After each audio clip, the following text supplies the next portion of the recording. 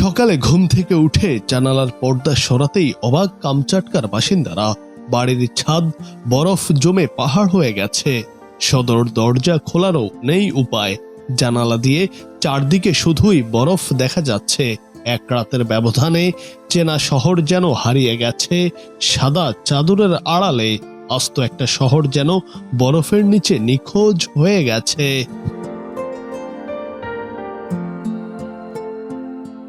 রাশিয়ার সুদূর পূর্বাঞ্চলীয় প্রদেশ কামচাটকা।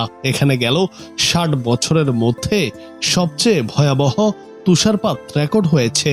আবহাওয়া দপ্তরের তথ্য মতে ডিসেম্বরে ৩.৭ মিটার তুষারপাতের পর জানুয়ারির প্রথম ২ সপ্তাহে আস্ত শহর ঠেকে গেছে আরও ২ মিটার বেশি তুষারের নিচে, যা প্রায় ৬.৫ ফুট। স্থানীয় এক নারী বলেন, এই সাদা স্তূপের নিচেই কোথাও আমার গাড়িটা চাপা পড়ে আছে। আমাদের প্রিয় ক্যাফেটাও দেখতে পাচ্ছি না। মনে হচ্ছে আস্ত মরুভূমির মাঝখানে দাঁড়িয়ে আছি, যেখানে বালির বদলে আছে শুধু জমাট বরফ। আরেক নারী জানান, নিজেদের বাড়ি থেকে বের হতেও এখন আমাদের সুড়ঙ্গ খুঁড়তে হচ্ছে।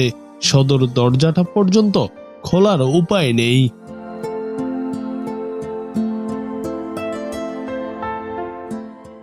বিশাল সব ভবনের প্রবেশ পথগুলো বরফে বন্ধ হয়ে গেছে। মানুষ হামাগুড়ি দিয়ে কিংবা সুড়ঙ্গ খুঁড়ে যাতায়াত করছে।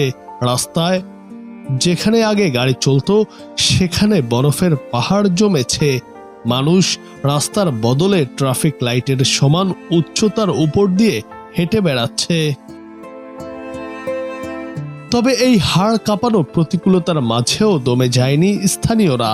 ৪ চাকার গাড়ি অচল হয়ে পড়লেও রাস্তায় দাপিয়ে বেড়াচ্ছে তারা। উঁচু তুষারের স্তূপগুলো থেকে স্লাইড করে নেমে আনন্দ খুঁজে নিচ্ছেন সহ অনেকেই। যান্ত্রিক শহর বরফের নিচে থমকে গেলেও কামচাটকার মানুষ টিকে থাকার আনন্দ খুঁজে নিচ্ছেন প্রাকৃতিক এই সাদা চাদরে। জুনায়েদ আহমেদ, বাংলা টিভি।